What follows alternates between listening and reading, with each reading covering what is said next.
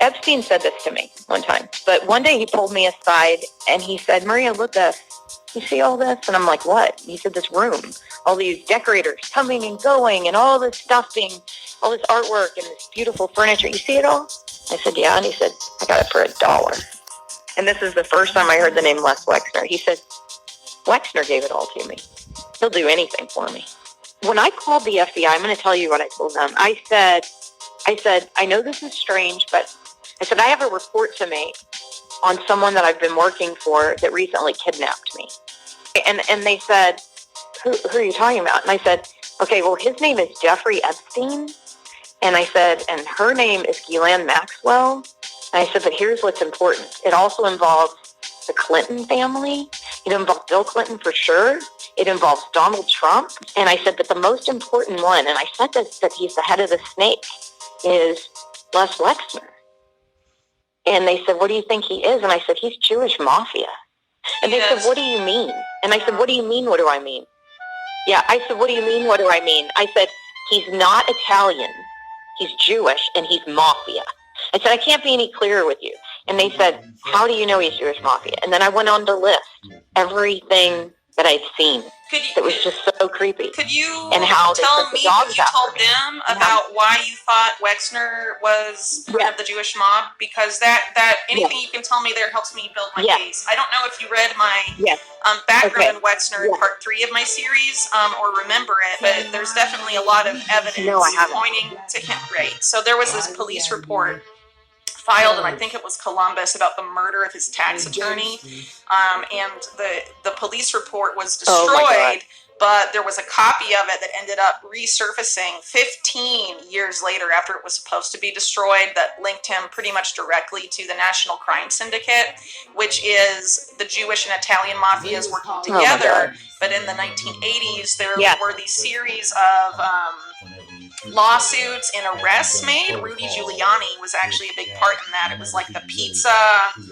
something, I can't remember, but they basically, the Jewish mob in New York took out the Italian mafia they'd been working with all those years and consolidated and basically just took over the whole thing. So anyway, Wexner has ties to those guys. So, but anything you can give me about what you saw that made you think, so I mean, there's clear ties from that, right? But beyond that, anything you can tell me about what you saw, why you thought it was organized crime and not like intelligence, things like that. So anything there is helpful.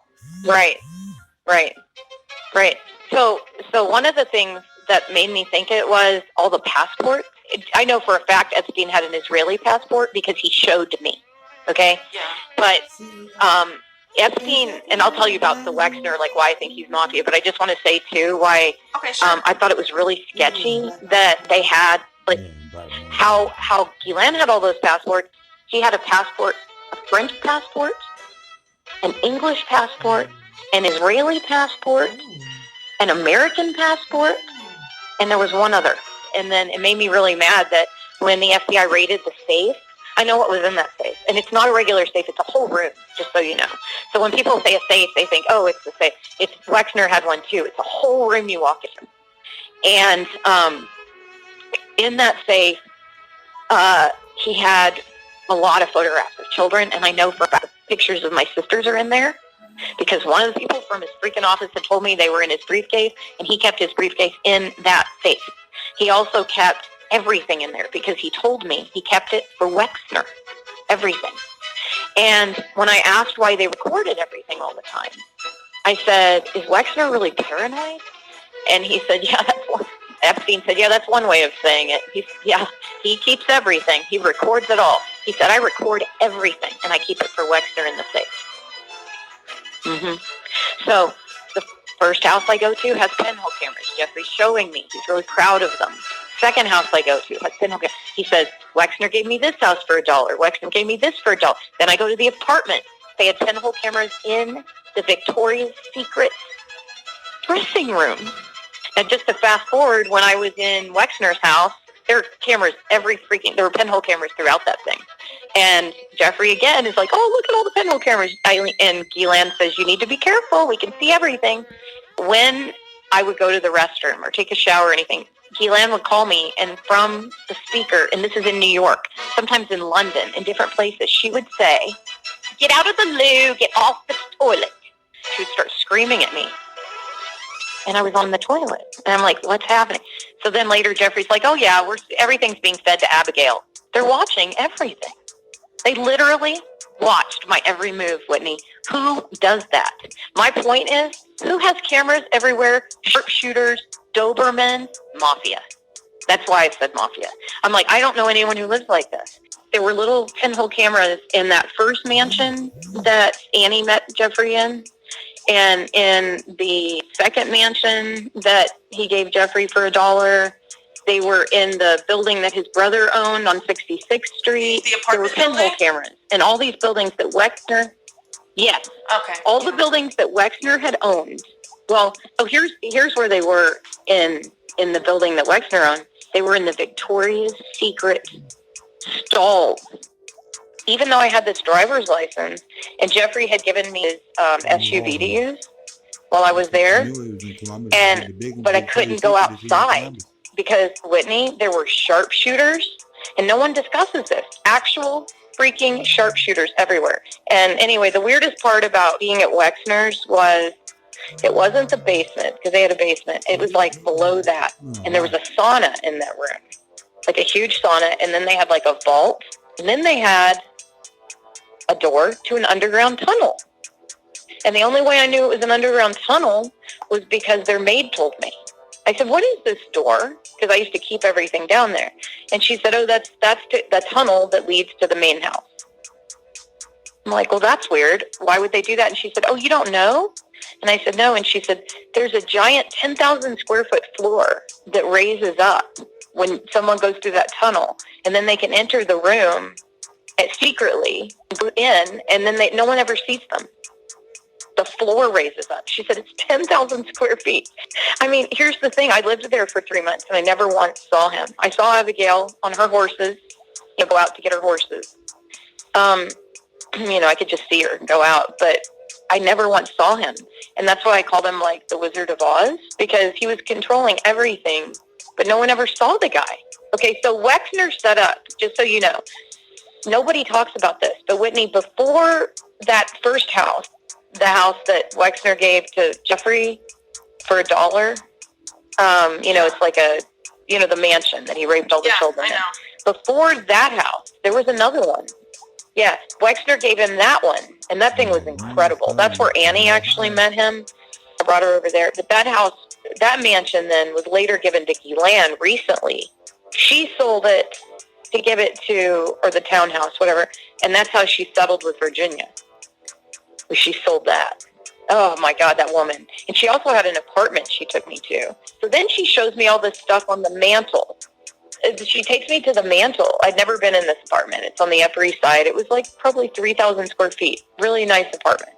Like, I didn't have any friends that lived that well, but it wasn't like, showy like her other places. But she shows me on the mantle, and I'm like, oh, what's this? And she said, these are things my father took from the British Museum. And she's like, they're ancient relics. And I'm like, did she just say that? See, I could never repeat things to people because I think I was lying or something. And I'm like, what do you mean he took them? And she's like, he took them. He likes them. And she's like, this is an ancient Peruvian relic, and she's showing me this stuff that was 22 karat gold that had been taken from graves, but out of the British Museum. I'm like, this is not good.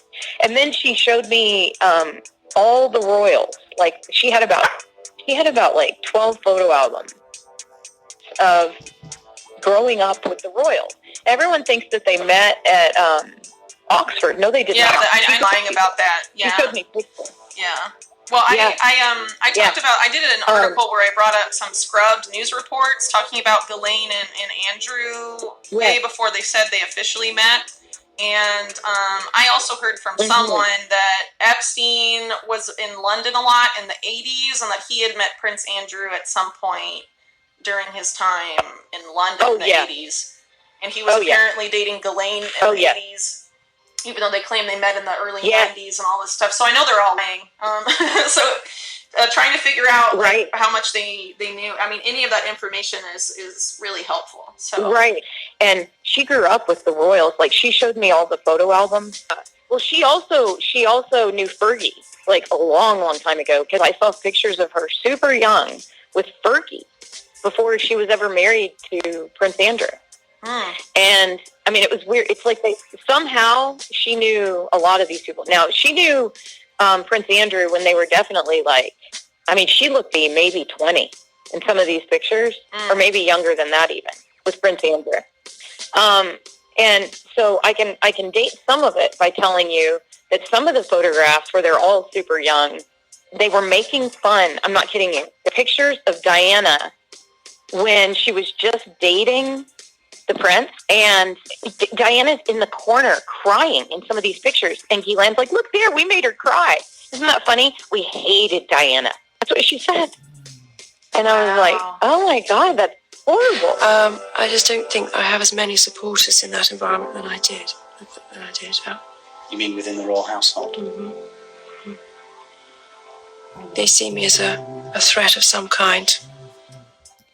Ghislaine answers to Wexner. I know that for a fact. So you think she answers more to that's how I knew he was Wexner than like, I don't know, like Israeli intelligence where her dad worked, right? Do you think she's more like under Wexner than? Right. No, I know she's Israeli. Yeah. Wexner is Israeli intelligence, 100%. And I believe that. I mean, there's no way it was just a sign. It was a sign that she would be under him, and I know that's where she got all of her funding to do this scam with Epstein. I know that. Well, the thing that's so gross is that the FBI is complicit. You're the only one who cares about how it all began. That's what's so important. That's where it is. I mean, that's where the real story is. I mean, that's how you find out how extensive it is. That's the story. Yeah, exactly. Yeah, and it's all out of Israel. I'm going to tell you what Ghislaine told me about her dad. Because, I knew her right after he died. Like, I think he'd only died, 2 years before. He died in 91. She was constantly grieving for him, right? She was constantly still in grief. And Epstein, so she would tell the story that her dad had Epstein protecting her. And I'm like, wait, what? This is weird. So she would say that Epstein was kind of assigned to her to take care of her because her dad, right before her dad passed away. Take me back to this 1980s, because Ari Ben-Menashe says that's when Ghislaine was smitten by Jeffrey Epstein, and Robert Maxwell brings her in, and then him in, Jeffrey Epstein in, to introduce him to Ari Ben-Menashe and says, we want this guy to work for us doing Iran-Contra. Can you confirm any of those details?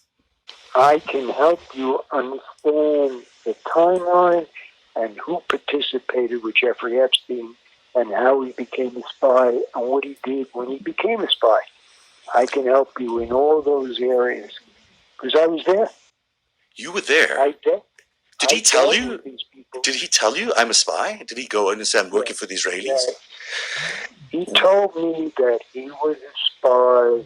He was fully aware that I was asked to join to be a spy, and that I rejected the request. So Douglas Leese asked you to join them and be a spy, and you said, no, I don't want to have anything to do with that. I rejected the request of the spying. Okay. Jeffrey Epstein accepted the request of the spying, and he further cemented his opportunity in espionage when he met Ghislaine Maxwell and entered into a serious relationship with her as a lady-man relationship that was a very strong bond between them, a very powerful and dynamic work relationship between the two of them.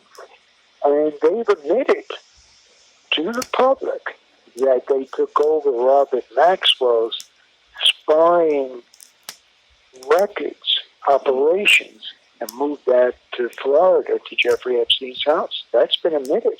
That's a fact. He and Epstein were involved in laundering about $1.5 billion, I think it is. And Hockenberg ended up in upstate New York in a federal prison. And he was there at the time that Epstein was in Florida being charged. So Ghislaine Maxwell had she was the glue. Although Epstein was with Les Wexner at the time, right? Yes, he was. He was with people called the mega group. I mean, these group of big sort of businessmen who are linked to Israel. Some would say they're sort of the rich Zionists in America.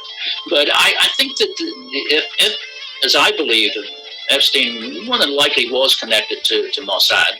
She was too. And I think that she would have been used as the bait. My personal feeling, I think that she helped Epstein moved in that kind of direction. In other words, where he wasn't just sort of the money guy, a kind of crooked money guy.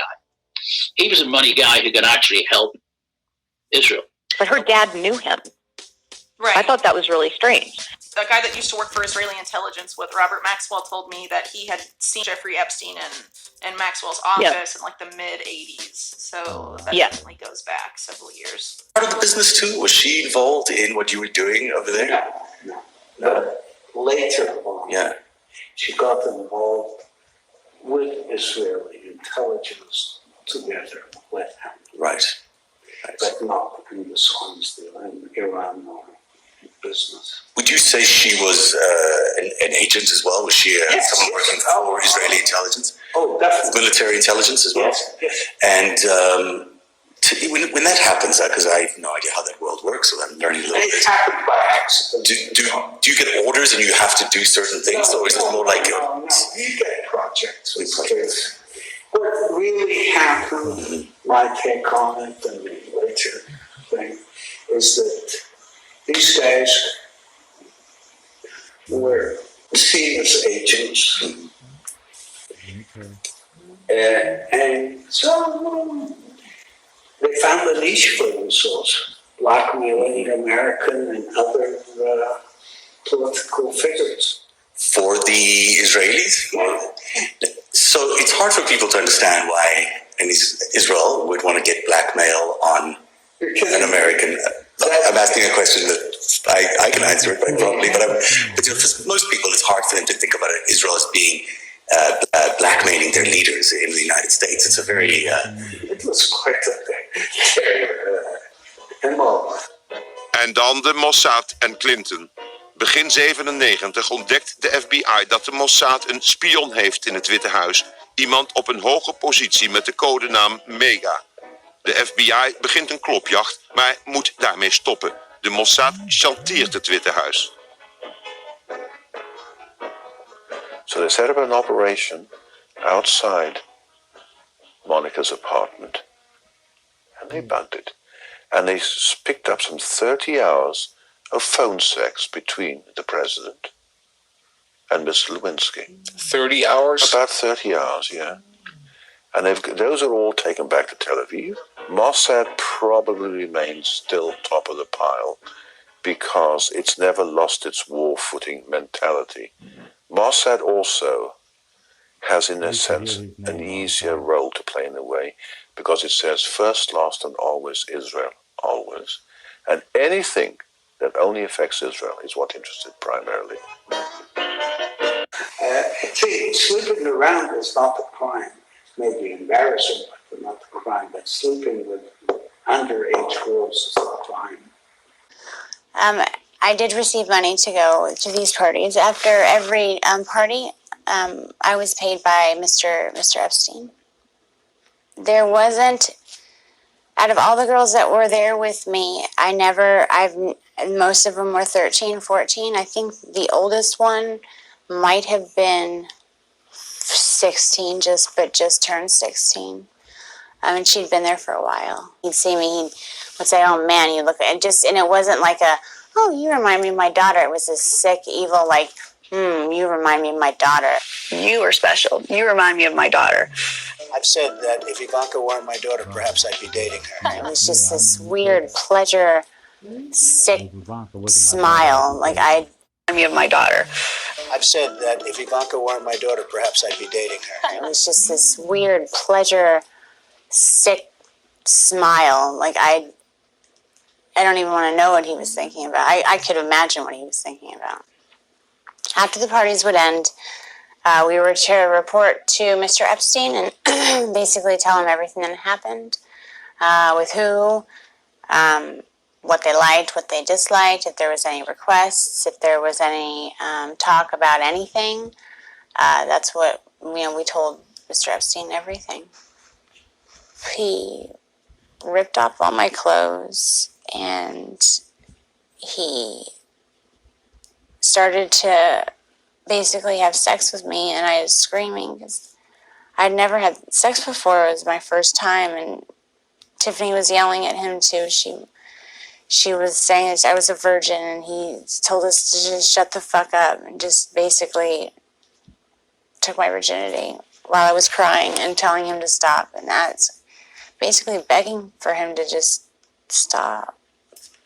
And Tiffany didn't know what else to do either. No one was there to help us, or me.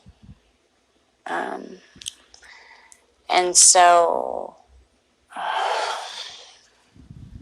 after the fact, he basically finishes it. It didn't take that long at all. I mean, but it felt like it was like 5.5 hours. It felt like it was an eternity. Like, I don't even know how long it was, but he was done, and I was crying, and Tiffany was consulting me, and she was, apologizing. She told me that she just never put me in that situation again. But he comes over mad because I was crying, and he said that I should be thankful that someone like Donald Trump took my virginity. Or he basically didn't say took my virginity. He said, I should be glad that someone like Donald Trump popped my cherry and not some pimply little 14-year-old. And I just was like, what if I said, what if I get pregnant? Not even talking to him. I didn't want to talk to him. I was talking to Tiffany. And he said, well, you'll get an abortion then, bitch. And then just walked away. And I told Tiffany I needed to go home. He made sure these girls were happy. I have theories about who wanted him dead. Probably there were quite a number of people in the States wanted him dead, but I would think mainly the Israelis. Mainly? I mean, when you look at it, they have the most to lose from all of this coming out. Because you really didn't want the stories to come out about how they were blackmailing American politicians. No.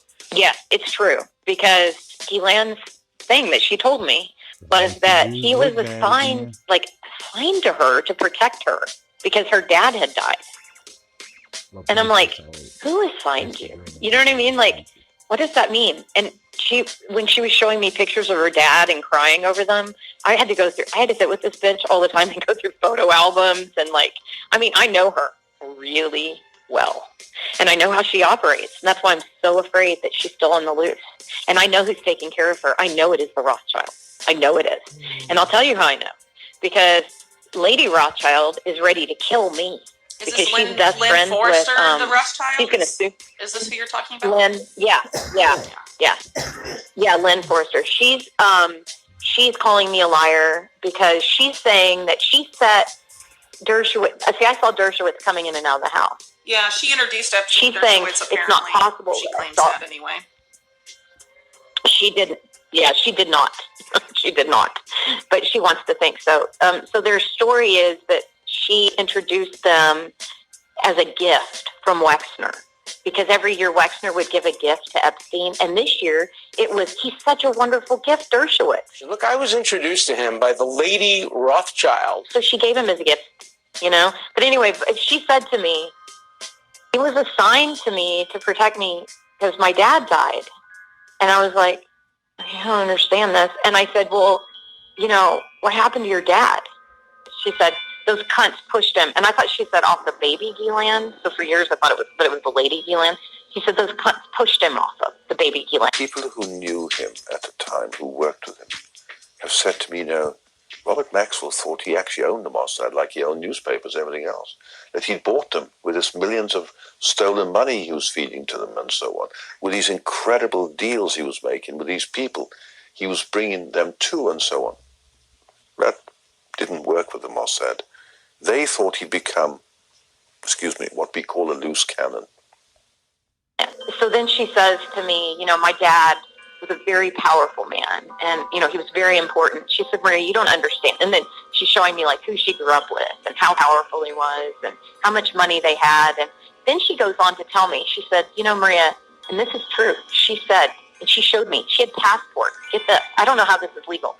He had a passport, a French passport, an English passport, an Israeli passport, an American passport, and there was one other. I'm trying to think of what the other one was. Get your passport to the ocean. So you will have 2 passports. And I was like, I thought you were only allowed to be citizen of 2 countries or something. I didn't know. And she's like, oh, no, because of my dad. I'm a citizen of all these nations.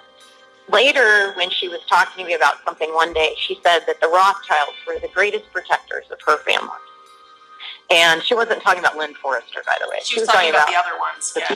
His Majesty's government view with favour the establishment of Palestine as a national home for the Jewish people, and will use their best endeavours to facilitate the achievement of this object, it being clearly understood that nothing shall be done which may prejudice the civil and religious rights of existing non-Jewish communities in Palestine, or the rights and political status enjoyed by Jews in any other country. I should be grateful if you would bring this declaration to the knowledge of the Zionist Federation. Yours, Arthur Balfour. And here it is, the Balfour Declaration. What do you feel when you see it here? I genuinely feel it's one of the most extraordinary moments in the history of the Jewish people. If you think it took 3,000 years to get to this. And then you say, how did this miracle happen? It's the most incredible piece of opportunism. The people that are in her, yeah. Well, Lynn Forrester married into the the Rothschild family, and that was in the late 90s, early 2000s. So, yeah, if she was talking about this to you before then, she definitely didn't mean her. No, it was through Gillan. I mean, it was that Lynn Forrester, I believe. Didn't she hook up through them? She met Evelyn de Rothschild, who's her husband, through Henry Kissinger, I believe, of Bilderberg. Yeah. Through Kissinger. Okay. Yeah, of course. And Clinton has a very warm friendship with none other than Lynn Forrester de Rothschild. You know Lynn of the infamous Rothschild banking family. She was introduced to her Rothschild husband by none other than Henry Kissinger at none other than the 1998 Bilderberg Group conference. For real. That is how Lynn became a member of the Rothschild family, a family who has been under scrutiny for centuries for using their banking wealth to control the outcomes of wars and massive global shifts in power. You don't get more establishy than Lynn Rothschild. The other thing about Wexner is, I'm sure you know this, but this is something I noticed when Jim and I drove through, Ohio. As soon as you cross into Ohio from Kentucky or wherever, you get the first building you see is the Abigail Wexner Center for Women. I thought I was going to die. I'm like, you got to be kidding me. And then their buildings dot the whole state. So no matter where you are, you see Wexner this, Wexner that. But then when you go to the bathroom, especially as you get close to Columbus, there's human trafficking signs everywhere, Whitney, everywhere. So when you go to the bathroom in Columbus, on the door it says, do not speak to anyone, do not walk with anyone, go back to your car. I mean, there's instructions on how to not be trafficked. Reports of human trafficking in Ohio are on the rise, according to a new report at the Polaris Project, which works to prevent human trafficking. It's happening all over the country. The state of Ohio, in fact, ranks 4th in the nation. Right here in the Buckeye State lies an underworld burning with sex and prostitution. Ohio, actually, in the United States, ranks as high as 4th in terms of the most prevalent use of sexually trafficked people. In Ohio, we see the average age of entry into sex trafficking to be about 15 years old. And I'm sorry, I don't believe in coincidences at all. I don't believe in them. And years ago, when I was in hiding, I was listening to the show, and it said, did you know that all human trafficking begins and ends in Columbus, Ohio? Isn't that interesting? And I'm like, what? I had no idea. In Columbus, Ohio. What? So human trafficking from the United States, even if they get the kid from Phoenix before they take him to Mexico, they go to Columbus. What are the chances? I mean, he owns Columbus, and it's the hub. Now, it's not the number one. LA is the number one center for human trafficking now, but at the time it was Columbus, and it's still Columbus is number 3. It's not the third biggest city, and it's also the place where they all go. They all go to there before they leave the country or go to wherever they're going. They go to Columbus first. Why? Why do they take everyone to Columbus first? And I mean, they the fact that they watched me like that Abigail. They come in the Rickenbacker Airport too. They don't come in the Columbus Airport. They come in the military airport over there by our old house near Hamilton Creek. Wow. That was the same place Samsung's niece used to bring on all the marijuana. And that's where she got caught, bringing in all them trees. You mean the airport out there where y'all used to live? Yeah.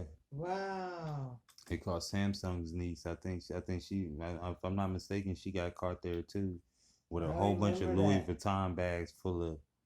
I remember that. No, I'm telling man. I had to get her permission to go outside. One day, I went outside and without asking first, and a pack of Dobermans came towards the door, like flying. I got inside. I had a Yorkshire Terrier, and they would have eaten me alive. And I'm not afraid of dogs at all, but these dogs are trained to kill. And so I didn't go back outside for like a month. The victims of former Ohio State University Dr. Richard Strauss are demanding a federal and state investigation into the WEXNER family. The letter to the state attorney general and U.S. attorney general claims Les and Abigail WEXNER assisted in the cover-up of an assault victim. Now, this is the letter that requested an investigation into the allegations of Maria Farmer. She claims she was sexually assaulted by Jeffrey Epstein in WEXNER's home back in 1996. The letter states that Farmer was forced to stay on the property by WEXNER's security team. A WEXNER family spokesperson said the WEXNERs had no knowledge of Farmer and never met her. We were also given a statement that reads in part, quote, the Epstein house was not a WEXNER guest house, was not on land owned by the WEXNERs, and was nearly 1/2 mile away from the WEXNER home. The letter also brings attention to the fact that Abigail WEXNER serves on the Ohio State Board of Trustees. The 5 Strauss victims are asking for the investigation because they said the allegations are terrifying and, quote, bear directly on our own fight for justice. Strauss is accused of sexually abusing at least 300 young men. We reached out to the victims who wrote this letter and to OSU for a statement, but haven't heard back. I also reached out to the Attorney General's office and was told they are reviewing the letter and was given a statement that reads in part, quote, the office takes all allegations of sexual assault seriously. In Ohio, primary criminal jurisdiction rests with local prosecutors and police agencies. The Attorney General only has authority over such matters when invited in by local authorities. And who has like a tunnel under their house and the floor raises up? I think Jeffrey just did his bidding for WEXNER in whatever way he wanted. I think Jeffrey did whatever WEXNER wanted. And he provided WEXNER not only with boys, but with girls. But really quick, you sort of mentioned that you knew that WEXNER had some sort of Israel tie and that Elaine was working under him. Can you elaborate on that? Do you think he had ties to Israeli intelligence? Yeah, I would ask Mr. Dershowitz to also address the topic of Zev Shalev at Narrative, the Israeli-born former CBS News executive producer, and Whitney Webb, who have reported that Jeffrey Epstein was being run by Israeli military intelligence as disclosed by Ari Ben-Menashe, and the allegations in the book Robert Maxwell, Israel Super Spy, that Ghislaine Maxwell's father, Robert Maxwell, was a KGB and Israeli intelligence agent who worked with the Red Mafia and Mogilevich to set up money laundering instruments around the world. So, Mr. Dershowitz, your background in defending Pollard and then Epstein suggests that you might be an agent of a Russian-Israeli axis. So I'd ask you to address that from a Jewish American patriot of conscience perspective. That's me. Okay. Epstein working for the Mossad. What intelligence agency would trust Jeffrey Epstein? Yeah. Okay. And why do you think that? So I absolutely do. So, okay, so this is why I think it. So Jeffrey and Ghislaine, they were at the estate. You know, they came like 3 times to visit WEXNER while I was there. And they would go meet with him, then they'd come back. And Ghislaine said they were working on all these Israeli charities. The leadership is the most precious commodity.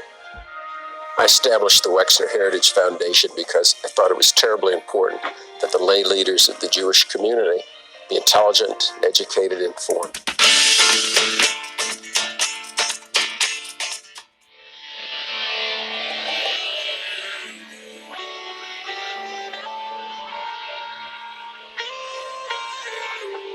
Going to Israel was the highlight of the entire WEXNER experience.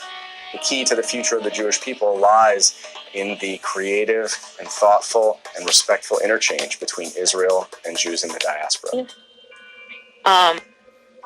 For students and for, Jewish people. And I remember thinking, oh, that's weird. And she was like, you don't understand our loyalty to Israel, Maria. You don't understand our loyalty. She's like, unless you're a dual citizen, you just don't get it. She's like, your people could never understand. She would say, my people, your people, the chosen ones, all that bullshit. It's just unfortunate that all the Jewish people I met also happen to be pedophiles that run the world economy, So it gives you like a bad taste in your mouth. Like, ugh. They did a number on all of us. We've all had a hard time with, like, a lot of it because of the abuse, So it's hard to not then go, all these people are like this, when it's not true. Not all of them. Just a huge chunk of elites are like this. I guess all of the elites. I don't know. This is how the elites speak to their, quote, servants. They're I don't know, just like the regular people who aren't Jewish, that aren't allowed to eat at the country clubs. It's a big part of it. The whole time I was there, I lost 20 pounds. I was very small anyway, but I lost 20 pounds because I wasn't allowed to go get food. And when I called Ghislaine and asked why I couldn't eat there, she said, it's a Jewish country club. You're not Jewish. They're not going to serve you. This is how this woman spoke to me. Yeah, this is how these people think, Whitney. They, honest to God, think their DNA is better than everybody else's. I swear to you. It was a theme all the time with them. With Eileen Guggenheim, with, Jeffrey Epstein, with Ghislaine. It was a theme. Jeffrey was a lot less horrible than Ghislaine as far as a human being, like just being around. She was raping just as many children. So the country club, you weren't allowed to go because it was only for, people of a certain religion and ethnicity. Okay, so that's unfortunate. I mean, they could cut you down, and it was so morally devastating.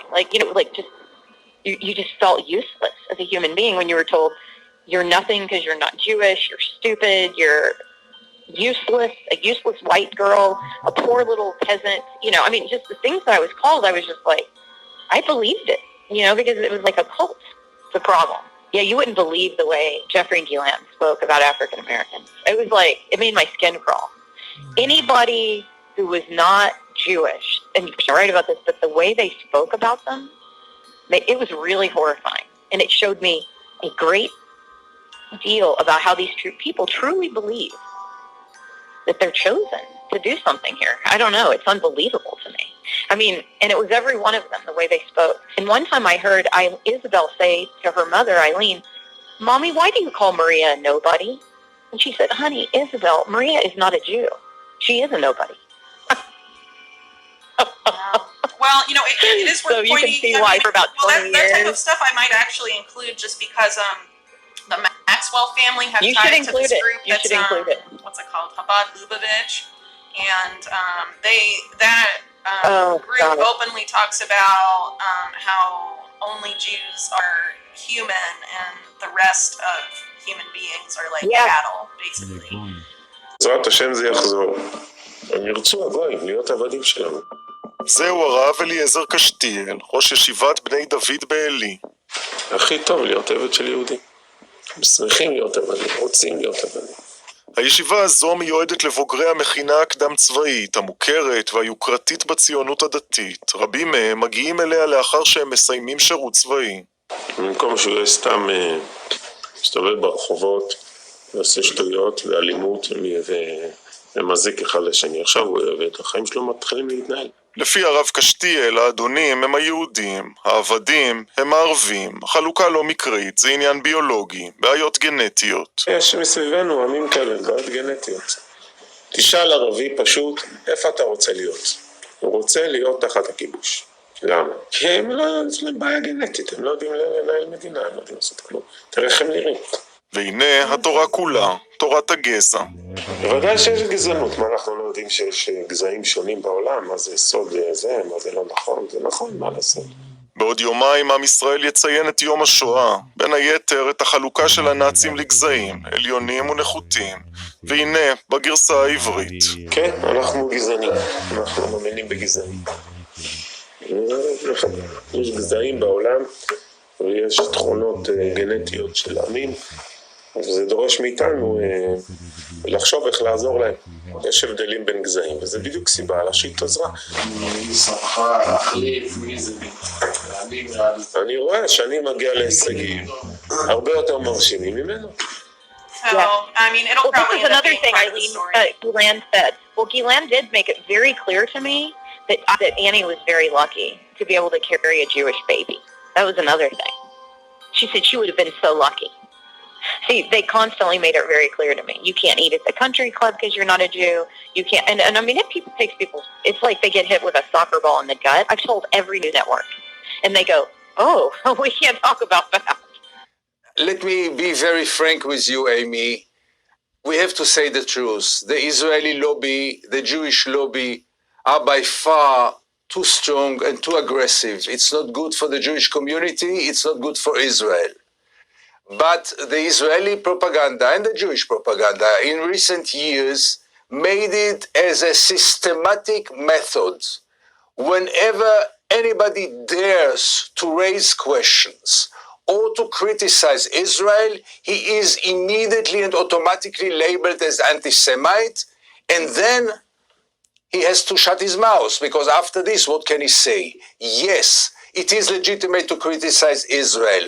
Yes, it is legitimate to raise questions, and this does not mean that we are anti-Semites. We are not ready to play this game anymore in which they shut our mouths with those accusations, which in most of the cases are hollow. But I saw the other day a congressman say that nobody should question the relations between the United States and Israel.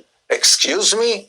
Nobody should question the relations between Israel and the United States.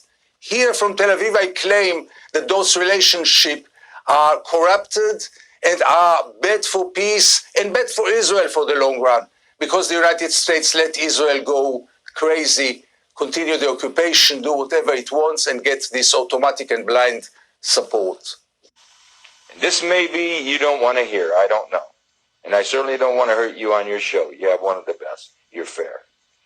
But I believe that Israel has a powerful stranglehold on the American government. They control both members of the House and the Senate. They have us involved in wars in which we have little or no interest. Our children are coming back in body bags. Our nation is bankrupt over these wars. And if you open your mouth, you get targeted. And if they don't beat you at the poll, they'll put you in prison. Of course, you can't talk about the truth, right? You can, but most people just won't. And I think it's a huge part of it, because this is a problem. This elitism is very deep. The thing of it is that Jews shouldn't marry Arabs. Shouldn't marry Arabs. Yeah. Why do you feel strongly about that? Because Jews is a special nation that God gave it to the Jews, and we don't want Jews to get mixed up together with a different nation.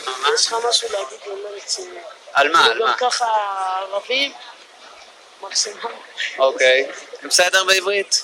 פשוט מאוד, צריך להיכנס לשטחים, וכל מחבל שעושה פיגוע צריך להרוג אותו, צריך להרוג את המחבלים, ואז הם יפחדו ולא יעשו לנו בעיות, והכל יהיה בסדר. הם יהיו בכפרים שלהם, אנחנו נחיה פה, לא צריך להיות ביחד, והכל בסדר.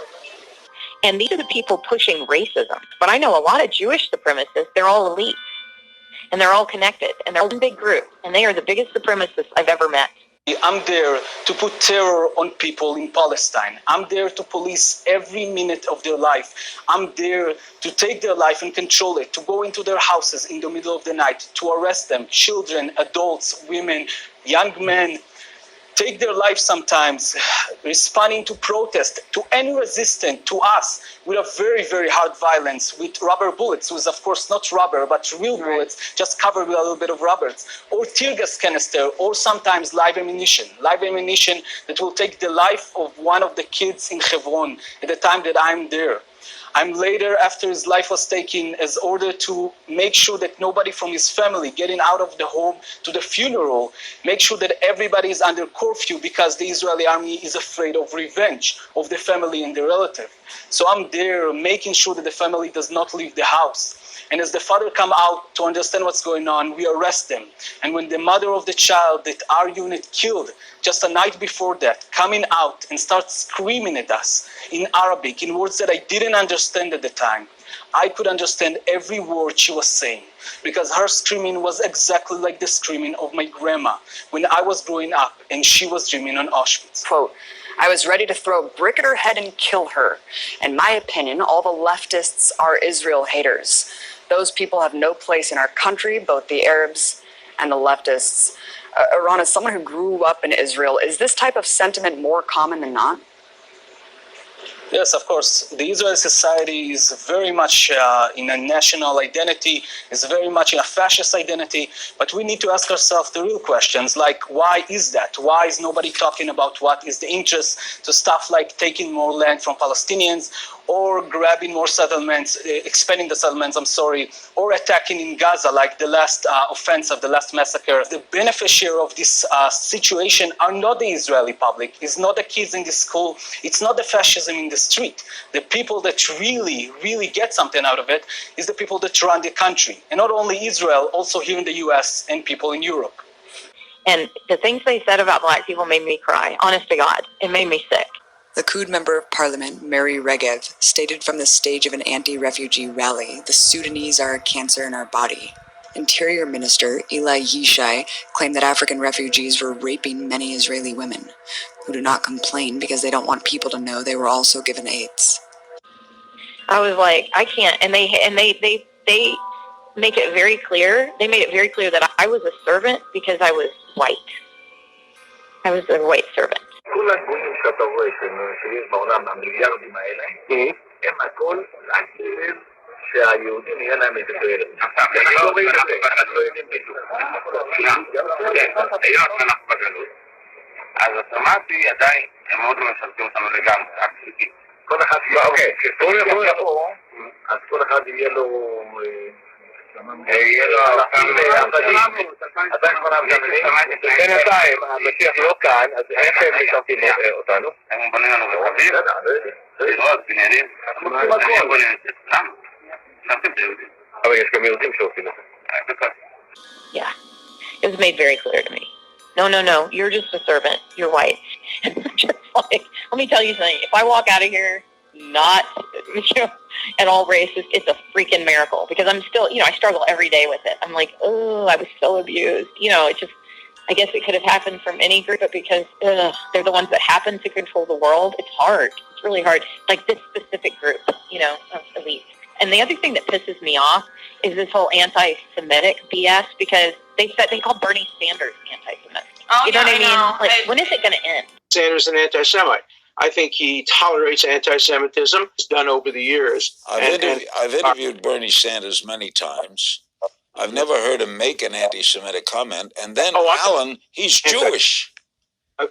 So is Norman Finkelstein. So is Noam Chomsky. So is Gilad Atzmon. Some of the worst people in terms of not promoting Jewish values are Jews. That's no excuse. Karl Marx was a a Jew, at least a Jew by heritage. So that's no excuse. Like that's It's out of control. Plus, and the whole I'm really one of my thing, best you friends. can't say that, even though you just mentioned that what Ghislaine told Yeah. you, right? And Sheldon Adelson, he's on Yes. video saying all I care about is being a good Ugh. citizen of Israel, and he's the top political donor in the United States. I am not Israeli. The uniform that I wore in the military, unfortunately, was not an Israeli uniform. It was an American uniform. All we care about is being good Zionists, being good citizens of Israel. So the fact that you're not allowed to talk about it, I think, is very troubling, right? So, but anyway, I want to go back to some of what told you about at least like intelligence stuff and what you heard about like Israel and Israeli intelligence. Well, let me tell you what she said about her dad. That's right. Mm-hmm. Yes, she said about her dad's funeral too. She told me, she said he was such an important person for Israel that they gave him a state funeral.